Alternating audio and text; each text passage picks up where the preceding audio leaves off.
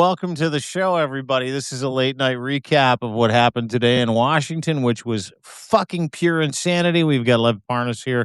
Zev Shalev's going to join us. He's busy he's trying to figure out his South African browser. He's like, I can't do it, Captain. I can't do it. Anyway, great to see everybody. Hi, y'all. Thanks for coming in. It's going to be a quick one tonight. We've got Jesus Christ. We got 3,500 people watching this. Oh no, it's gonna get serious tonight, folks. It might not be that quick. We might have to send Dean to sleep, and I might stay with you guys. With Zev? We have so much. Zev, we're gonna have Zev. I think Ellie might come around. I think Waj might join us. I think actually, let me text the whole crew. Let them know. Yeah, let them know, dude. We're gonna open up a can of whoop ass. Today was an incredible day for the resistance. Where's the wolf pack? Where's the wolf pack? Let's just text everybody that Michael Cohen threatened to sue on Joyanne Reed today. Joyanne, by the way, I see you and you're great.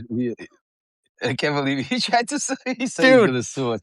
Did you see that today? I know you were busy advocating for the victims, but let's just start there.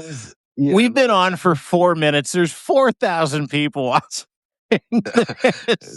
Guys, keep hitting those hearts, because it's crazy interesting today. Hold on a second. Where's our what's it called, group chat? Can you send Waj and everybody? Ellie, everybody, tell them all to join. So while I bring everybody up to speed on what's happening. So, folks, what a day. I can't even tell you. First of all, as you could see, I'm still wearing my suit. I still haven't even I just left. I had meetings with, not only was I in the congressional, we'll get to Michael Cohen in a second. Let's talk about some serious stuff a little bit first, and then we'll get it's a wolf pack chat. Someone just put it in the thing. I'm here for the wolf pack chat. Michael Cohen's given us his name, the wolf pack, and we're rabid wolves after the truth. So let's just fucking go with it. It's the wolf pack chat tonight. Yeah. Oh, hold on a second. Ellie just sent a text. Hold on a second. Something's happening. Hold on, guys.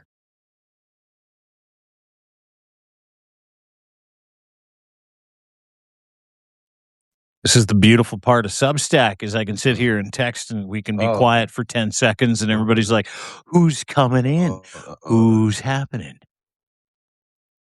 Let me see. Is Ellie with us? Let me see if Ellie's here. I don't know if Ellie's here. Not sure. Let me see. Not sure. Anyway, nice to see you all.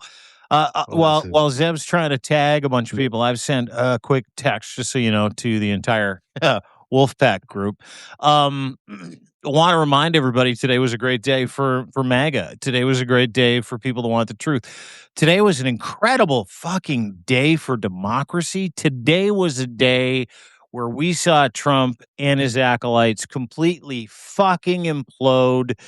The end is nigh, but that end is going to take around 2.5, 3 years, if you ask me. And I think it's really important that we have this conversation today, because we're going to recap not just the heroic shit that Lev did, lending his privilege to all the Epstein victims, showing up today to the hearing with Pam Bondi. You were in the room. We're going to go over that. We're going to talk about Pam Bondi's complete fucking derelict implosion as she was sitting in front of people in a congressional oversight committee where she effectively just ran the gamut of excuses, ran out of excuses, started accusing everybody of being anti-Semitic. It's just, dude, it is the Netanyahu Trump fucking excuse show. It is being running through every single one of his proxies. You were there today, Lev.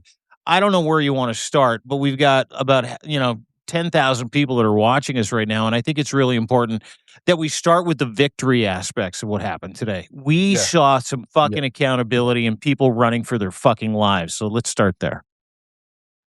Yeah, well, let's start there. First of all, I want to definitely give a shout out to some really incredible Congress people out there, like Jamie Raskin, incredible job. Moskowitz, incredible job. Congresswoman. Oh, there we go. Zev, there we go.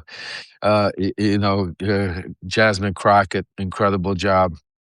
but a few of them, I'll be honest with you, I was a little bit upset with.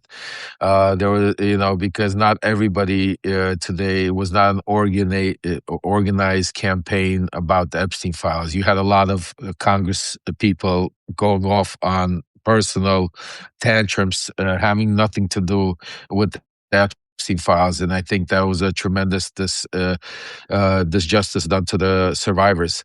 One of the things I did notice today, I could tell you, sharing with everybody, I was extremely, extremely, extremely, you know, how you put it, uh, didn't feel good, watching these poor women standing there.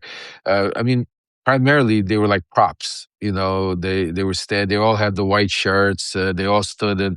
I mean, for all those, behind Pam Bondi, and she didn't turn around once. Not one time did she turn around and face them. Not one time did she, turn around. Instead, this is the Attorney General. These are abused victims. These are survivors of abuse crimes that are sitting here that want to speak to you. They're facing to you that your door should be open to everybody. Instead, she was deflecting.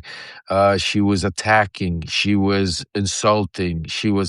And you know what? Basically, she was doing everything that Donald Trump does. If you take a look at what Donald Trump does, if Caitlin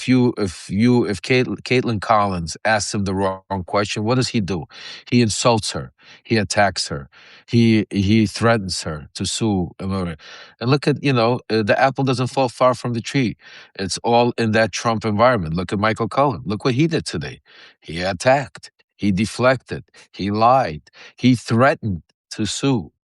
The best part, like what came out of Michael Cohen, the true Michael, the one thing I didn't catch a lot, but I caught one part where I think it was towards the very end, or it was maybe on his Substack that he was doing, or I don't remember where I saw this today because it's been such a crazy day, but where he was coming out and saying, reminding people that he goes, remember, I'm good at this. I'm going to sue them. I'm going to show them, reminding them of who he really is, the fixer, the Donald Trump. Because let's remember what Donald Trump did, what Michael Cohen did for Donald Trump. Donald Trump would go out there, get contractors, poor people, that he would sign a deal with them. They would go fix something for him. A contractor that probably, already he would negotiate it down to the very bare minimum, that he was working off very marginal numbers to begin with. And then when the job was done, he would send in Michael Cohen to threaten him, to sue him, to force him to take a deal. So this is what Michael Cohen does. This is why, the true Michael Cohen came. And we're going to get to him. I know I have a lot to say about Michael Cohen. He's still doing it for Donald Trump. Nothing's changed. Oh, yeah, Today he did it. I tell you, for those people that are blinded by Michael Cohen, and if put it this way, they want to have a war. I'm ready to go war for the survivors. And I will take them down. If they want to go down with Michael Cohen, they'll go down with Michael Cohen. They'll go down with the ship, because Michael Cohen, after today, is going down. The nerve of this. I agree with you. Zev, do you know he texted me afterwards? Can I read you what he texted me? Yeah, what did he say? after he got off with Joy Reid, I didn't even know what was going on, Joy Reid. I was inside. Remember, I was inside I was going back and forth. Yeah, you were the Senate Oversight Committee watching Pam Bondi literally fucking implode, and you're trying to catch up with Michael Cohen. Michael Cohen goes on with Joyanne Reid. And literally, and it's funny because I watched like 5-10 minutes of it max. And while I'm watching him literally make shit up on the fly as he's reading these texts from a lawyer who says, I don't fucking know who you are, bro. I got no idea who you are. And Michael Cohen's trying to convince him that he does. And this is Katie Johnson's lawyer. So continue. Talk to us about the exchange you had with him today, because, by the way, some other people I know had an exchange with him, and I'll get to that. And he's looking for an apology. That's all he wants. He's looking for an apology. He has to tell us the truth. Yeah, I don't know what's going on. Listen to what he texted. You're gonna flip out. At 3:12 p.m. What time did he finish with Joy? Probably literally right after. He goes, offering you yet again an opportunity to make this right and acknowledge the error. Apology is actually a demonstration of strength, not weakness. Feel free to call me if you choose to apologize. Well, Now, am I crazy? For what, though? What is he asking you to apologize for, Lev? Why isn't he apologizing? It is a strength. Michael, go ahead. Apologize for what you've said and lied about. Because what he's doing is covering up for the president of the United States still. He's still covering up for Trump's crimes. So first of all, I want to do an official challenge to Michael Cohen, because Michael Cohen, because you will be watching this, and if there's anybody there, can please go tell him, because I'm going to text him. I officially challenge you to a boxing match for charity. For charity. I picked the charity of Ukraine. You could pick whatever charity you want. And 3 rounds. We could do 4 rounds, 2 rounds, anything you want. You could call the rules. 8-ounce gloves, no gloves, bare knuckle, Brooklyn style, 60, whatever you want, Michael. We live need to from Brighton charity. Beach. Live from, and let's do, and let's say, because you talk like such a tough guy. You know what I'm saying to you? You're a little peon. That's what you are. And I'm done with you going out there and talking behind people's back. Come with your lawsuits, because be careful you don't get what you wish for, because you know what, how you're threatening suit. Watch out, we don't sue you. Yeah, Michael, right. I mean, there is Michael Wolff did that. Remember, Michael Wolff did that with Donald Trump with his anti-slap laws. They apply here, Michael Cohen. They apply. So and that's a great point. And there's something that Michael Cohen and everybody else that has an issue with the truth that we're looking for, the truth that we're advocating for, the victims that we're advocating for, the basic reality we're trying to bring back in a post-truth society, is that there's something called slap law, right? And listen, I've been sued by people under this, and I've won every time. And I understand it completely, because my lawyer, Damian Bunchma, who's a great guy, has explained this to me to the fucking detail. And the detail is, you say shit, I say shit, but my shit means something. Your shit doesn't, because my shit is based in fact. Look what I just sent him. I just want you to see it. I will see you in court. The wolf pack. I mean, he's even allowed to. We're not even making allegations about him. We're making allegations about the president of the United States. I don't think he can sue on that behalf. I mean, and the allegations we're making are just, we want to find out more information. I want to know exactly what happened to Katie Johnson or not, and I want to know exactly what happened to that house in Palm Beach. What happened to the Ed Maison Amity, and why did he get all that money from Rubelov? Why did he get it? And why did he get all that money when Trump got elected to office from all, $500,000? What was that from that? What was that Russian company for lobbying? It was from Intratus company. What was it called again? But it was interested, somebody connected to Vexelberg. Vexelberg, exactly. Yeah. And remember how close friends he is with Howard Lutnick. Their neighbors, their kids play together. They're such, how come, this is the interesting part. How come Michael Cohen is not like calling you, Zev, or calling Ellie, or calling and saying, hey, can we sit down, guys? Let me tell you what I know. Can we look at these things together? Let me take a look at the file. But let me ask you a question. Has Michael Cohen, and do any of you know that Michael Cohen even looked through these files ever? Like, to see maybe he could see what's redacted or not. The only thing I ever heard Michael Cohen say is that Trump did nothing wrong. Did he? I saw Michael Cohen's name in Jeffrey Epstein's files in an email today. Someone sent me that he was mentioned in an email regarding a real estate deal in Jeffrey Epstein's exchanges. So, maybe Michael Cohen knows Jeffrey Epstein really well.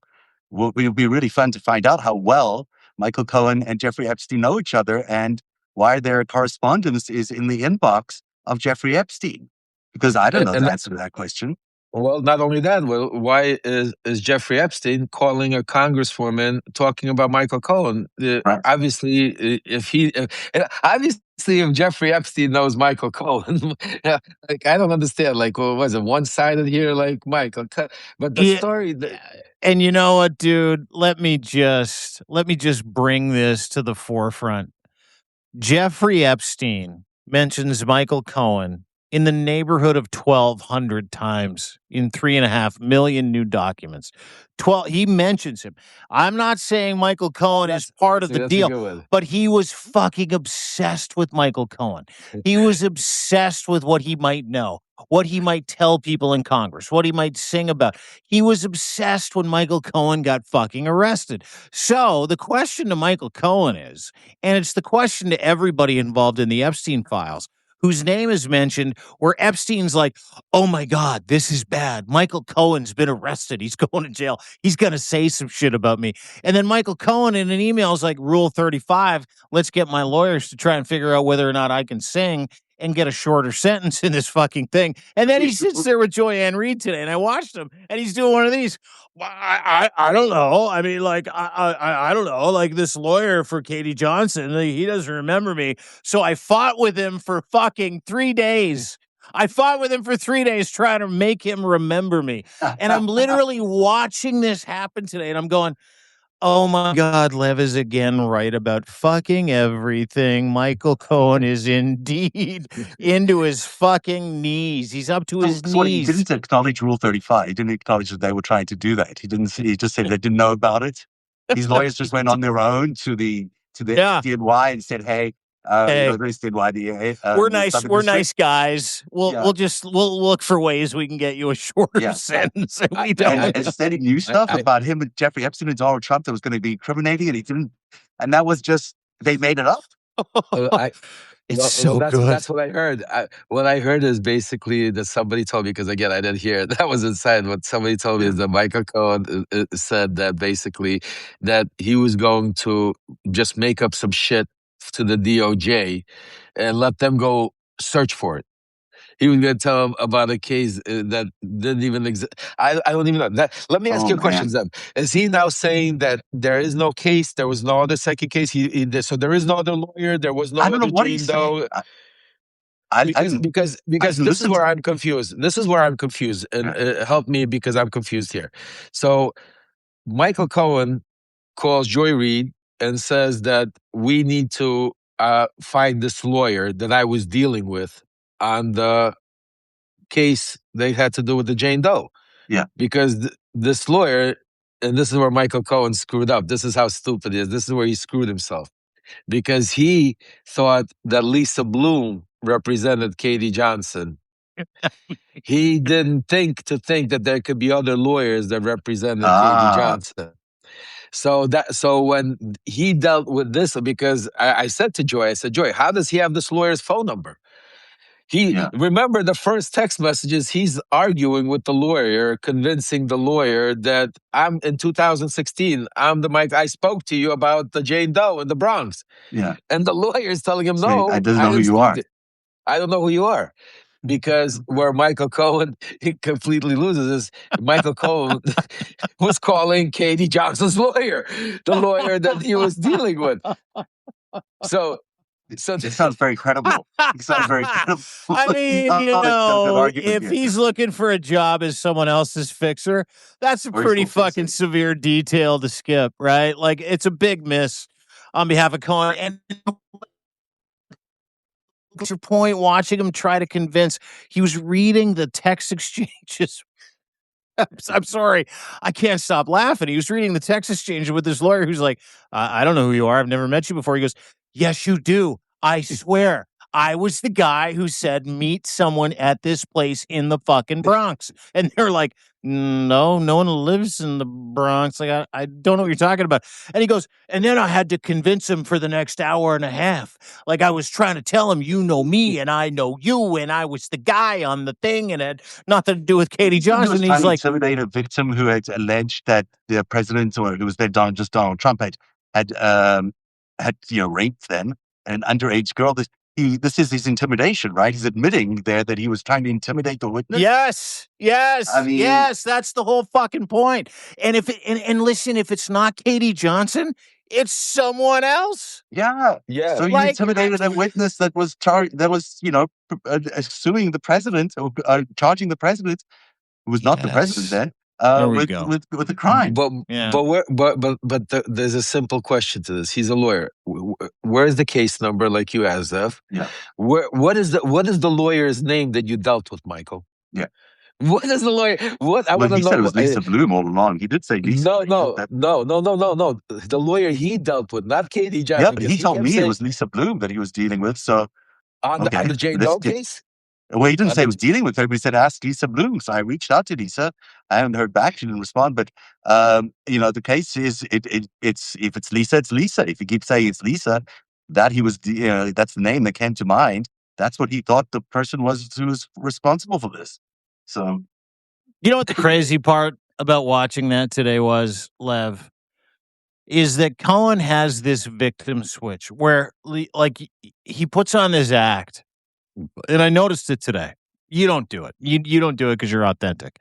We don't do it because we're authentic.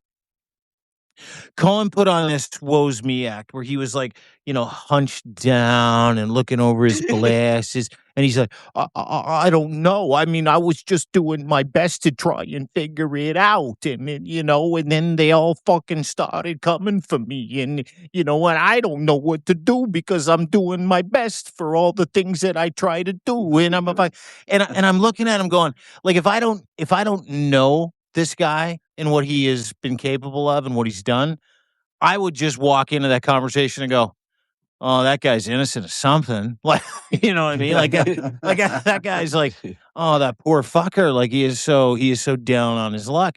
And then I started getting this deluge today. And keep in mind, we're in the middle of covering the Bondi thing, and like I'm working and I, with the Save America movement, and I start getting inundated with and when I say inundated, I got three DMs from people on Substack going, Michael Cohen says he's going to sue you. And one of those was from Ellie Leonard, who's like, hey, what do you think? He's asking for an apology. And I'm like, I don't know, send him, new phone, who dis? Like send him that response back. And it was amazing because it kept in line with everything that you've said, Lev, about what he said to you. And you just showed us. He's like, he really thinks he's owed an apology for us saying, hey, Michael, can you tell us more?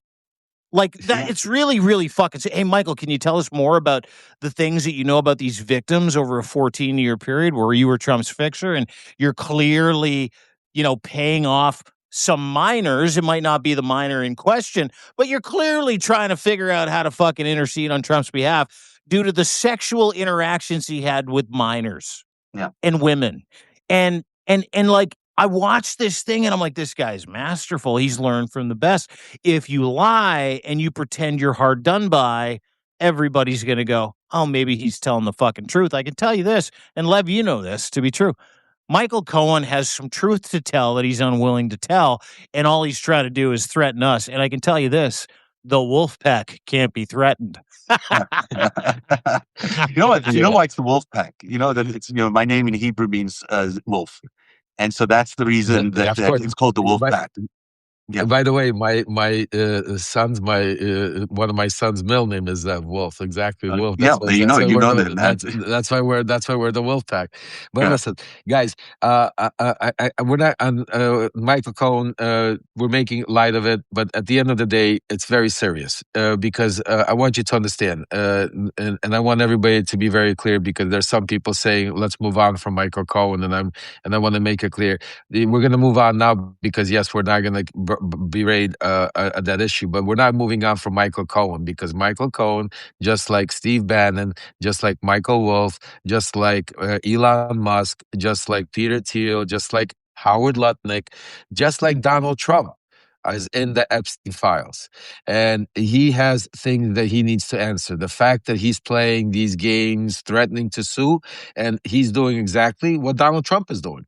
What is Donald Trump doing? He's threatening to sue any media that's asking him a question about the Epstein files. Yeah. That's what, same thing. So we are not going to stop with them. We're going to continue. We're going to get to the bottom. We're going to make sure that the truth comes out and, and whatever. Listen, none of us ever said what exactly Michael Cohen did. We don't know. What we know, and the only thing we all agree upon from all of our due diligence, is that Michael Cohen knows more than he's telling us. So that's the fact, folks. That's the fact. So there's no accusations. We know that he knows more than he's telling us. And we're going to get to the bottom of it. Like it or not, Michael's going to have to talk, or, either he's going to sue us or we're going to sue him, or, some way. Michael, I guess we're going to have to do discovery. Discovery it should be done. We need to get discovery, I think. Can we do your boxing match with him before we get to discovery? I would like to see that. Actually, we could add, I would add to the boxing match that the loser apologizes. Michael, the loser apologizes. So fine. You're doing the fight because I'm not apologizing. Let me tell you something. This is the problem with all of this is that the survivors are, what we're talking about is whether the president of the United States and Jeffrey Epstein raped somebody together. And the Michael Cohen may know something about that, but he's not telling us the whole truth about that. It's not right. It's not funny. I think it's and the survivors there, which we saw today, every single one of them stood up, and they did not a single one of them has been talked to by the Department of Justice or anyone at the FBI. Yep. Not a single person. They stood up 3 times, and in each occasion they were asked the same sort of question. Were you in any way approached by talking to anyone at the DOJ, talking to any FBI investigators? And the answer was no. Did they all try? Yes, they all tried. This is unbelievable. And now here you've got Michael Cohen, who was involved in that whole mix at the time, who knows stuff. Of course he knows stuff. He was the fixer. So if he's the fixer, he would know exactly what's going on with Donald Trump's victims not getting any response from the FBI or from the DOJ, and why they were getting intimidated and by whom. He knows.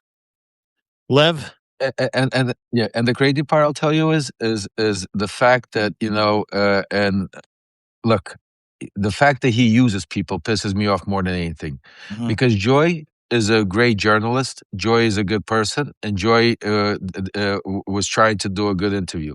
What he did by trying to use Joy and then going out there right now, running around saying basically, didn't you see that Joy Reid agrees with me? Joy Reid agrees. Joy Reid did not agree with you. I didn't see Joy Reid agree on you. What's it called? The fact that you confused her with that the case in this Katie Johnson case, you still have to answer because, there's people that did a lot of investigative work. And I'm going to speak to Joy, and I think we're going to do a follow-up show, definitely, where Joy's going to have Zev on, Joy's going to have the Wolfpack on, where the Wolfpack will explain our evidence that we will bring. Since you had your opportunity, Michael, since you won't face us, we're going to do it on Joy. So I'm going to work that out, Zev. And so this way we're going to go on Joy's show, and we could answer the question. She could ask us the questions that she was asking Michael, and we could answer basically what we know about those answers. How about that? With proof. That's the great part, is that, I watch Michael read these texts that he said he had today, and I'm like, oh my God, half of these sound like they're made up, and didn't show us anything, didn't see anything. And listen, the difference between, the Wolfpack and Michael Cohen, the difference between the Wolfpack and everybody else is we show you. We don't just tell you. Like, fucking words mean nothing. Nothing. And Michael Cohen is full of words. He's a funny guy. I really think he's entertaining. I really do. Like when we did the Fauci Ouchie broadcast, remember that, like 5-6 months ago? And I'm like, oh my God, what a great impression. He gets it. He's good. He's funny. He's interesting. And the real shame here is that he could use that power to help a lot of victims. He could use that humor. He could use his stroke. He could use his juice. He could use what he knows to help so many people. And he's so close to that fucking Rubicon, but he won't cross the river. He won't do the thing, which is, him saying, in my mind, and Lev, maybe you could fill us in my mind, that's him going, I know where my bread is buttered. I know if I can get back into MAGA and the good graces and show Donald Trump that, I'm on team, team boss, team you, team guy, that I might get a fucking pardon. I might get my life back. Well, he said that. I mean, he wants a pardon. I mean, he says that he could dress it by, saying Jesse Jackson. The best part I like is he keeps telling people that he's getting me a pardon. Today I enjoy read. I was there actually, and I texted. I said, "Please, I do not want to. Don't do that for me, Michael. I don't need. No, I don't need a pardon. I'm not. I wouldn't take a pardon for. How about this? If I wanted a pardon from Trump, I could get a pardon quicker from Trump than Michael Cohen. If I really wanted a pardon from Trump." This is how stupid he is, and he knows that. That's like, it's so ridiculous. Like this guy, like Michael Cohen, is like. Anyway, I don't want. You know what the thing is? He's getting you going. Yeah, go ahead. There's one really important thing that we're talking about Katie Johnson and everything, but that transaction, and I keep going back to it, of that mansion in Palm Beach, the Le Maison La Mette, that is a $50 million payment to the President of the United States from a Russian oligarch named Rubelov that is so close to Vladimir Putin. That is the money flow of Russian money into the president's coffers when he was bankrupt, or supposedly bankrupt, in 2008, months after the crash of the 2008 market, which is coincidentally when Jeffrey Epstein also got a big bonus from some unknown person to the tune of about $50 million, maybe even more. And to me, that symmetry is really striking, that it may mean that, Epstein and Trump were in sync on that deal. And that's why they got paid at the same time, because that's what it looks like to me on paper. And I'm going to detail that in the next Greatest Heist. But that is what the president is worried about, is that deal is representative of a payment from Vladimir Putin directly to Donald Trump. Much more frightening than Katie Johnson, let me tell you, is proof that the president took a $50 million payment from Vladimir Putin. No, I think after what I've seen today, and I think it's not just one or the other. I think there's a lot of things that Trump is hiding in the Epstein files, and there's a lot of things. And we're going to go over it. If I was going to say, Dean, if you want to get some rest, Ellie's here. She could take over for you. Yeah, you take Ellie. Guys, Lev, I just want to say this. I mean, the fact that you're in Washington, before we go, the fact that you told everybody, your followers, support me and I will go to Washington. I will hand a dossier on behalf of this entire group, the resistance. The fact that you did that today, the fact that you put your money where your mouth is, you are a hero to so many victims. You are a man among men, and not just a hero for them, but you're also a leader among men and among women and among people that have done wrong, that want their lives back, that want to advocate for the great things. And it gives me great pleasure to count you as my friend. So thank you. I'll let you guys go on, but love you to death. And guys, have a great show. I'll talk to you soon. Well said. Thank you, brother. So true. Thank you, brother. Get some rest, and I'll speak to you tomorrow. Zev, stay with me. We're going to get Ellie. Ellie just joined, and I would like to talk about what happened in the courtroom today. And let me hold on. That was what Dean just said there is so true, because you've been working so hard to make sure the right information gets into the right hands, and you got the information into the right hands. We absolutely saw it in the Crockett, in her 5 minutes. There's a lot of information that you provided there. From you guys, it was you, it was Ellie, it was you guys did the work. I mean, I was the messenger, but I'm so proud to be a part of your team and to have you guys, because we're actually making things happen, this whole community. And that's why, like I said, we're going to be done with Michael Cohen unless Ellie wants to say a couple of things. Oh, okay. So Ellie, first Ellie Ellie will have some Michael Cohen things, and then we're going to get into the Bondi. Go ahead, Ellie. Tell us the latest. Because Michael Cohen landed in my DMs demanding an apology tonight at about 8 o'clock. Here's what I have to say to Michael Cohen. Everything he said today to exonerate himself is the things we said from the original beginning were the things that he did. He used the entire case that we brought up and said, here's the documents, and here's how the documents match, and here's what's going on. He used that as the reasoning that he is exonerated today. Like, it made no sense. It was like being gaslit. I was sitting there watching, and then I texted Joy after. I was like, what was that? It was like circular. And then, there was just this weird stuff, like the story about his daughter I found very gross. I just didn't. That was gross. That was, I don't like it's not the reaction I would think of I don't know. That bothered me. But like, here's the deal. Michael Cohen can land in my DMs. He has built a career on making people feel small. He has made a career out of making people feel less than, out of making them feel unconfident. Like, he's not going to do that to me. Like, the things that we found that are about him legitimately exist. He said that Katie Johnson didn't exist. He wasn't involved with Katie Johnson. He was involved with another case that we somehow couldn't find. He hands us paperwork for this other case that exists. Guess what? It's the same as the Katie Johnson case. Yeah. Then he uses all the things that we said existed as his reasoning why he's exonerated, which makes no sense to me. We've never said that he was threatening Katie Johnson. We said that there was like a breach of their computer system that hacked, which is why she took off.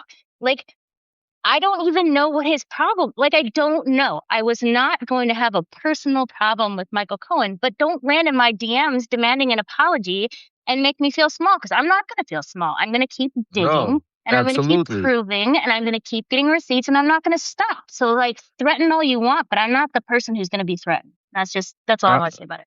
Oh man, I love you. Yeah, absolutely. You keep going. No way. He picked the wrong group. Right. Yeah. So absolutely. No, Michael, he keeps talking. We're gonna sue him because if anybody like what I hope he brings that to his lawyers, and they're like, they laugh. Like, what's the point? You know what I mean? If you are somebody who was in the position of Michael Cohen, who went to jail, has a reputation, like, when I didn't know anything about him, I knew that he had a reputation for being dishonest. Like, that was the first thing I knew about him years ago. Greatest liar of all time. And why he went to jail. Like, when you have worked for Donald Trump and you have gone to prison for Donald Trump and you have the history of being Donald Trump's fixer, why would you ever open yourself up to discovery? I hope his lawyers look at him and laugh in his face. I'm done. I'm done being nice about it. Like, it's ridiculous.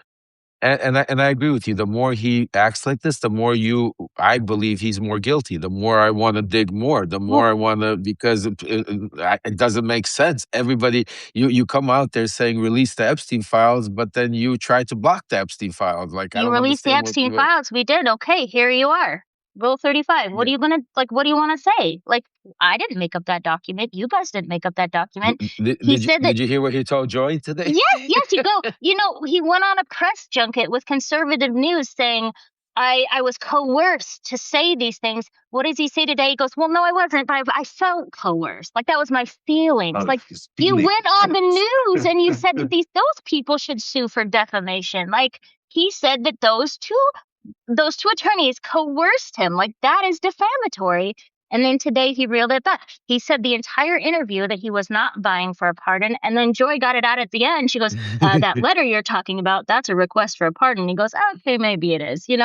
Like, well, it doesn't count because I'm part of it. He was giving me a pardon also. That's why I don't get it. I don't get either you cannot toe the line with this administration. There is no middle of the road. If you're going to help and you're going to do this, you have to do it to the fullest extent. You can't be like, yeah, but I'm still hanging out a little bit over here. You cannot do that. You have to make a decision, and he's not made a decision. And so here we are going around in circles and saying that, like, this document exonerates me. Yeah, this document I handed to you last week. Like, what are you talking about? I don't get it. Exactly. No, he's intimidating us, or trying to intimidate us, and he's trying to intimidate us from doing the job that we're doing, which is exposing him and exposing Epstein and exposing Trump, because that's what he's trying to do. He's trying to basically attack our ability to speak freely through these lawsuits. We are reporting the truth. We're reporting the facts. We're doing a public service, and on top of it, this is a public figure. We're allowed to do this. We should be doing this. The president is a public figure. We can question anything that we want to about the president. He has ways of responding if he wants to, but it's our job to investigate what he is doing. That's our job. Yes. Yeah, and I'll tell you, I wouldn't be surprised that, maybe, who knows, maybe Michael Cohen is being pushed by the president or the GOP I to think so. act like a He wants a distraction pardon. He wants a pardon. exactly. So but I'll tell you this, guys, we're gonna get to the bottom of Michael Cohen. Yeah. We're not gonna leave it alone. We're gonna dig harder. We're gonna find out the truth, and this is just the beginning, not the end. But we have a lot more to go over. I just want to say this: super props out to Ellie, Zev, Brian Krasenstein, my son Aaron, Kate, Justice, to the team today. We've handed over the package. The past couple of days, these guys have been working really hard through the night, last minute type of stuff, emailing me last night. Jay, our volunteer, flew in today with the copies. We were able to get it to Congresswoman Crockett. Ellie was able to also speak to her, give her incredible information to be able to go into the skiff. And that's why right now, the most important thing that we have is communication. We've opened up a line of communication with several members of Congress, where we're going to be able to now just not only expose this stuff here on Substack, but we're going to be able to help them do their job and expose this stuff in Congress and put more pressure and more pressure on these people. So props out to you guys. Great work. Today was, I could tell you, even though it was upsetting to sit there and watch that, because I don't know what to call it, because it was embarrassing. It was, shameful. It was all, you could use a lot of different things. But the one thing that I could say is that, if we keep doing what we're supposed to be doing and keep putting the pressure, actually, somebody said, Zeb, we should do that. We should get Wolfpack T-shirts. That's a great idea. That's a great idea. You know what? I'm gonna get it. We're gonna get a Wolfpack send him T-shirt. one. Just send him a T-shirt and be like, here. I'm gonna send him. That's a great idea. Annoying. I just don't get it. Like, I was showing my husband. I'm like, he's in my DMs demanding an apology. It's just like, he sent me a text message. Demanding apologies for what? We asked questions. We didn't do anything. We asked. And I think, and I'm sure he's gonna look at. I don't know. I don't personally. I don't like how he treats women, and so I'm sure he's gonna try to go after me because it feels like his easiest line of defense. I don't know. But I'm just like, we're not gonna allow him. Don't even. I mean, he can try. Let's not give him any more energy. He doesn't deserve it. Let him have his little victory day where he thinks, that whatever it is, listen, we're going to continue doing what we're doing. Tomorrow we're going to be exposing more Epstein files, and if his name comes up again, we're going to be exposing it again. At the end of the day, whatever he's doing, it is what it is, just like Trump and all of them, their day is coming, and that's the important part. And let me ask you guys, you were watching the whole thing. Like, what was? Give me some of your takes because of the Pam Bondi. What are each one of you? Give me some of your. What were you seeing? Some of the biggest moments you would think today's Zev. I think the moment Ted Lieu asked Pam Bondi, brought up the incredible documentation that showed that Trump was, talking to Jeffrey Epstein about a rape of this girl, and the limo driver at the time, if I'm not mistaken, overheard this conversation. And I think he also asked the girl why she wouldn't, talk to the police about it, and she said that they would kill her. And in fact, what happened was that she was found dead with her head blown off, and was ruled a homicide. And Ted Lieu rightly was asking Pam Bondi why that isn't evidence of a crime, because she did earlier on in that same conversation say that would be evidence of a crime. So why was did she perjure herself? I think she perjured herself. I think she contradicted herself. And I think that she basically admitted in everything today, all this deflection bullshit that she was doing. Not one point did she say the president didn't do that. She kept saying, oh, you don't know about this guy, you don't know about that guy, you don't know about this crime, or, the president is the greatest, or the Dow is at 50,000. But she not once did she say the president didn't do those things.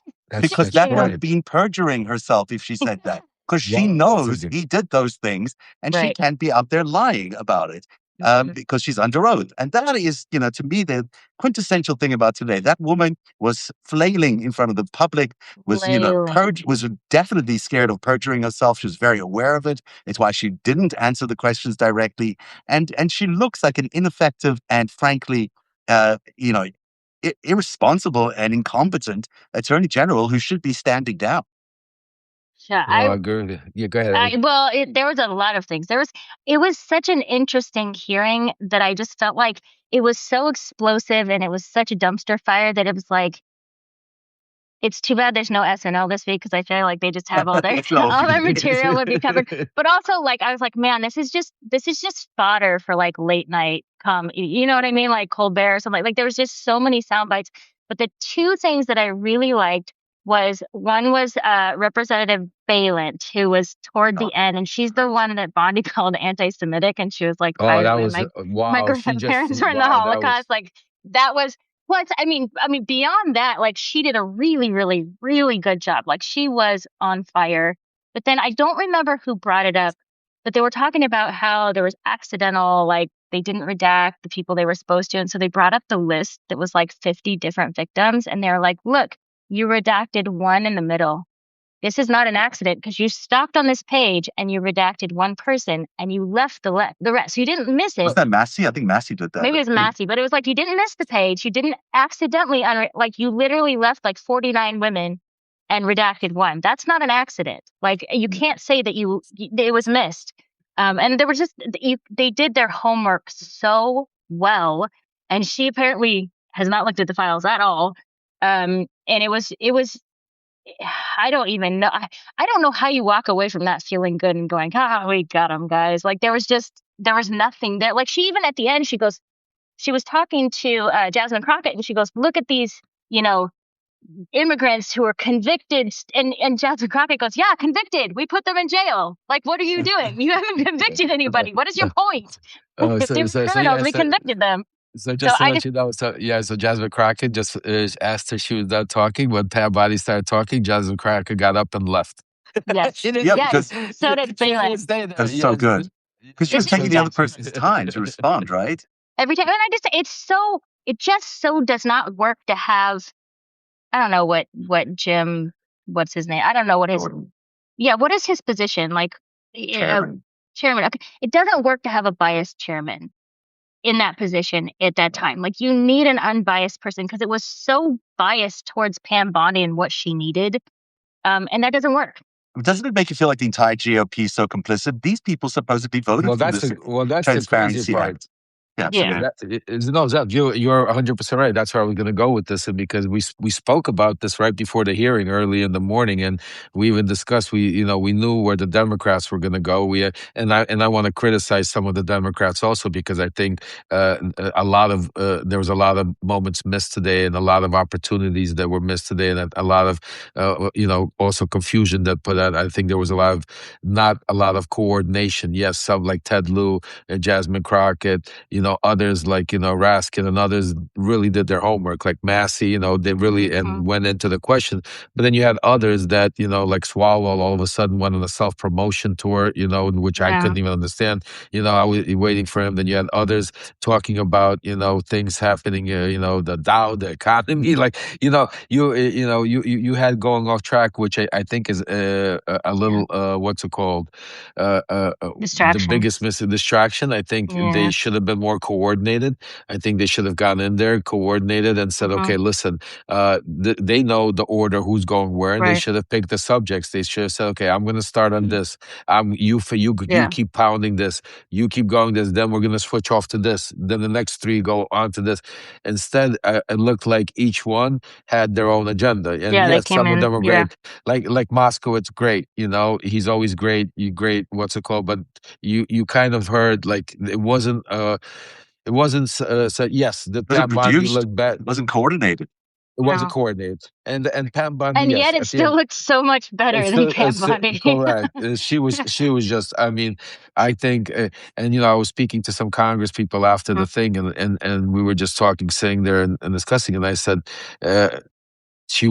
she did not care because some of them were talking about like how the people saw like November is going to be great, and I'm like, yeah, but she doesn't. They're not planning on November. This is. And today, I think the biggest thing, some of the Congress people that I spoke to today, and I have some more meetings tomorrow, what I'm trying for them to understand, and I think some of them got it today because of the way Pam Bondi was acting, is that they're not planning on having elections fair and square because they after today, even after today's appearance, I mean, there was no zero knowing how Mega feels about the Epstein files, knowing how there was zero like even trying to cover it up. The other thing that I want to touch on, like we spoke about earlier, was the GOP. They basically, again, they showed you, what do we always talk about? Look at their actions, not what they say. Or, they were talking about all week, all the media was talking about how the GOP met with the survivors the past couple of days, promised the survivors they were going to ask the hard questions. They were going to put Bondi on the spot. Remember all of that news? Yeah. Nothing. What happened today? And that's what we spoke. I said, Zev, I was worried that this was going to happen. And they basically, again, and that's why watching the survivors face, the biggest moment for me was during the, I want to call it halftime, but it's not halftime, during the break when they took the break. The votes, and you know how many times, I can't tell you how long I stood on my feet, because every time you leave, you have to get back in line. And it's like the line, I can't even explain to you. So just so you understand. But watching the survivors walk out of that room deflated, watching each one of their faces, because at first I was going to do a video of us, and then when I saw them coming, I put the video down. I couldn't even, it was disrespectful, because watching how deflated they were coming out, knowing that, first of all, she wouldn't even, this is the Attorney General of the United States of America. These are American citizens that are, and she wouldn't even look at them. Like she wouldn't even turn around and even, face them. Like she discounted them like they did not exist. Like they were the actual, somehow, what's it called? The accusers, or like they had to prove something, when in all reality, they were being re-abused all over again. You know what I'm saying? Watching that. And that's where, it's like, enough is enough of this. When are we as a country, like I say, and I told him, I said, it's not about Republicans or Democrats anymore. It's about humanity. I mean, at some point, that's why, all of this, Donald Trump antics, or Michael Cohen antics, Pam Bondi, it's not funny. These are people that are trained professionally to be able, even like Ellie said, just think about it. It's to abuse people, to scare people. He goes into her DMs to intimidate. This is intimidation 101. You need to apologize to me. Go, exactly. You know what I'm saying to you? That's what Donald Trump does. Okay, just think about it. When Caitlin Collins asks him a hard question he doesn't want, what's the first thing he does? He insults her. He threatens that he's going to sue CNN. He talks about how bad of a person she is. He right away insults. What did Pam Bondi do today? Every time they would ask her a question she didn't want to answer, she insulted them. She turned it on them. It's the same MO. It's like, you see it in Pete Hegseth, you see it in Kash Patel, you see it in all of them. I mean, look at Chris. The worst of them all is Christine Hope. Look at her. She could stand there. She has so much work done that not even a flinch happens on the. It's like bam, it's like, here we go. I mean, are you kidding? I'm so glad you did what you did today, Lev. I'm so glad that you brought that information to them, because the survivors need to know that we support them, and we're supporting them with the truth, and we're investigating the truth, and we're not going to stop, and that there are people out there that care about what they went through. And if the Justice Department and the FBI has chosen to ignore them for 30 years, we're not going to do the same thing. We see those files, we're investigating those files, and we're going to keep providing information to absolutely get them the justice they deserve, because those people have been suffering so much. And to be re-traumatized again today by Pam Bondi ignoring them in the way that she did, and saying, call the FBI tip line again, people, because for 30 years we've been ignoring you, so we're going to ignore you again when you call the FBI tip line. And the Swalwell thing didn't work, but it did show us one thing. It showed us that if you're Swalwell and you've got an issue, they'll talk to you. She'll talk to you if you're Eric Swalwell. But if you're the survivor of Jeffrey Epstein or the victim of Jeffrey Epstein, she won't even look you in the eye. That's what we found out today. There was really simple questions too, like really simple yes/no questions that, you walk up to a kid who's abused.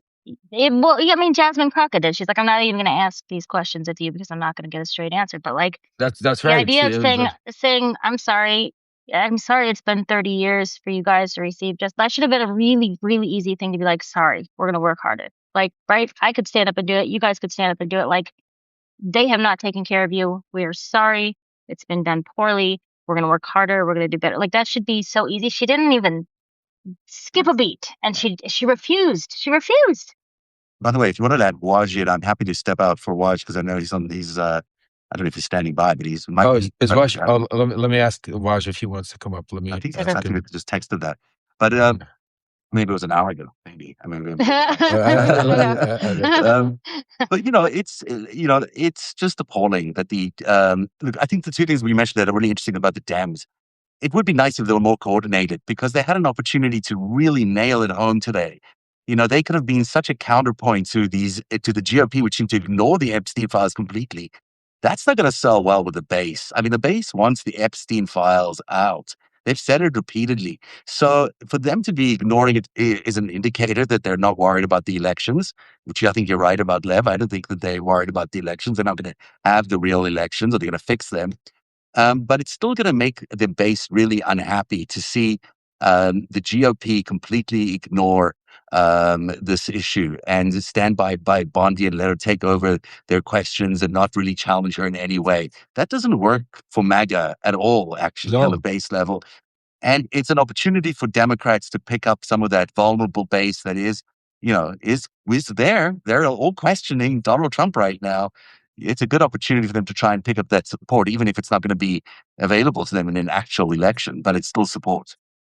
No, you're 100%. I mean, listen, we have to act and work like there is going to be an election because look, they haven't stopped it yet. They haven't done it. They have a long way to go. There's still a process. It's not like he already hijacked the election.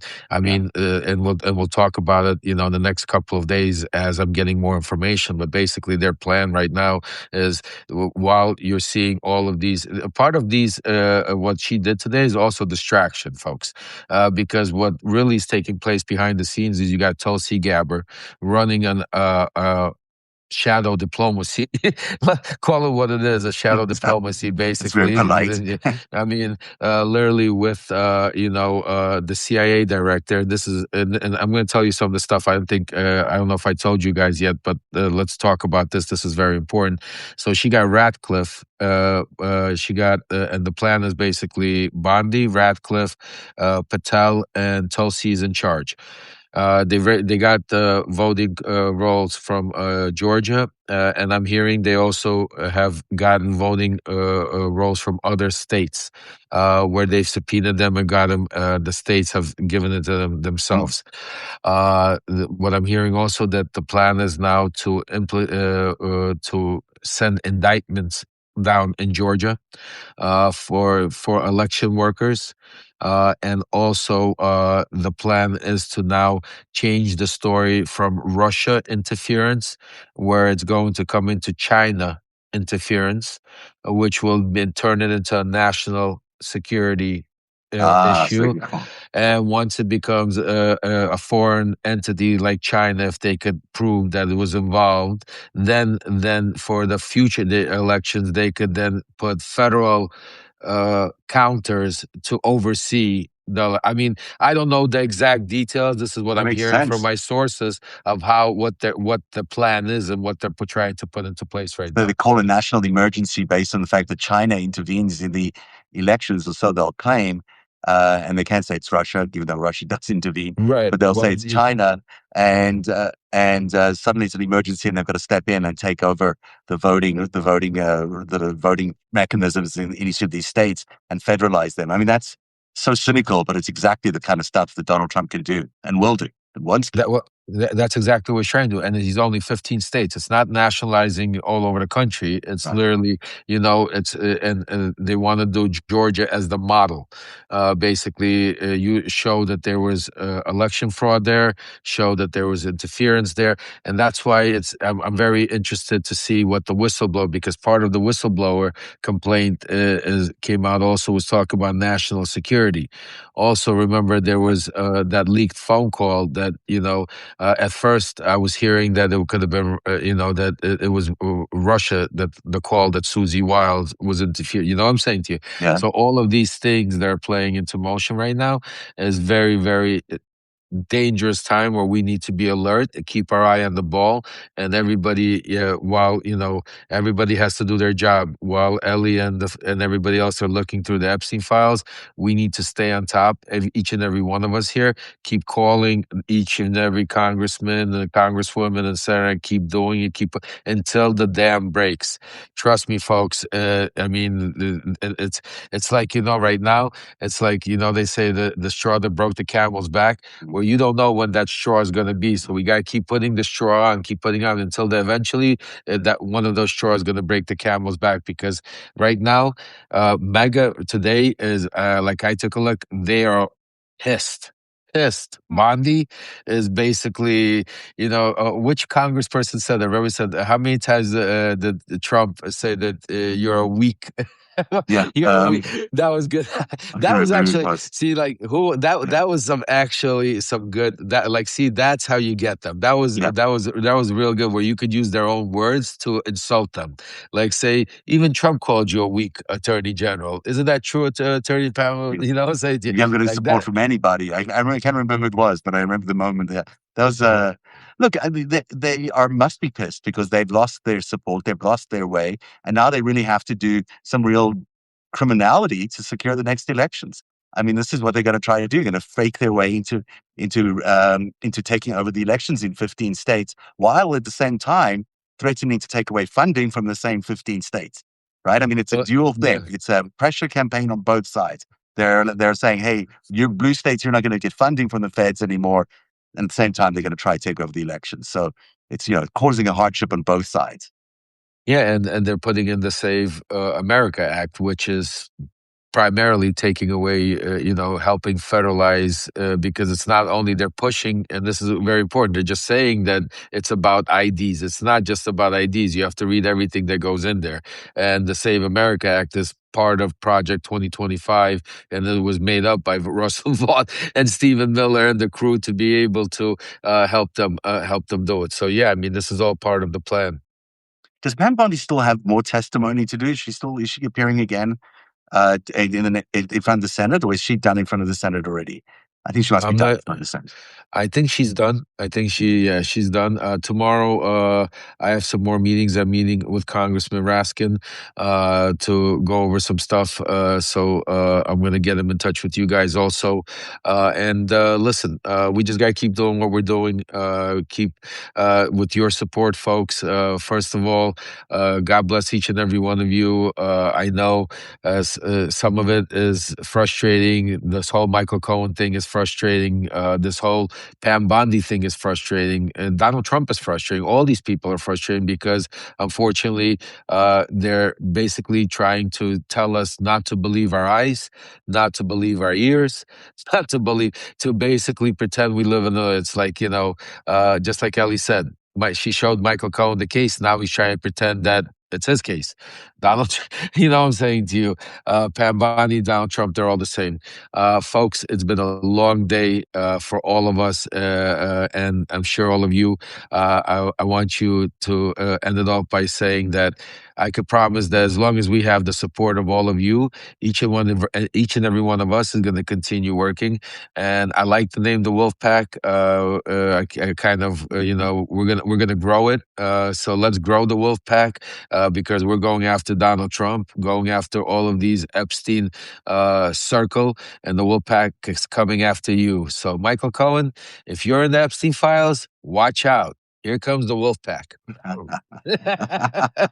That's the ad right there. Clip it. You got it.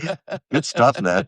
And shout out to both of you, Ellie. The incredible work you've been doing, Thank you. and really the stuff you've been reporting about in that journal we've been showing, that I've been doing as well in narrative. There is so much information about how criminal this man is, and how criminal the Epstein network is. And they're running the government right now. And, it's because of your work and Lev's going in there today and absolutely getting this information to all these Congress people. Because, it's hard for them to focus on all these things. They don't have time to necessarily watch or read all our stuff. So for you to go there and present all this information made a huge difference. I could tell in the line of questioning, that there was really, that really informed their process today. So really thank you, Lev, for doing that. And just to echo what Dean said earlier on, you promised us this was going to be a year of action, not a year of just talking, and you're taking real action. So thank you very much for doing that on behalf of everybody in this community. God bless you guys. I love each and every one of you. God bless each and every one of you out there. Thank you for the support. Keep supporting, independent journalism is what it's all about. Ellie, Zev, Kate Justice, Dean, Nick Prado, the team. Waj. If I missed it, Wajid Ali. I mean, everybody. If I missed anybody, I apologize. The family's growing, the team is growing, the wolf pack is growing, and it's all because each and every. Keep rolling my eyes. You're gonna regret that. He's gonna regret that, Dave. I love that. Anyway, I wish you an incredible evening. We will be live tomorrow. I'm still here in DC. We're going to be coming to you. We have a lot of stuff bringing you, so stay focused. Keep your notifications on, and have a great night. And we'll see you tomorrow. Take care, guys. Bye, guys. Cheers, Alex. Cheers, everybody. Bye-bye. Take care.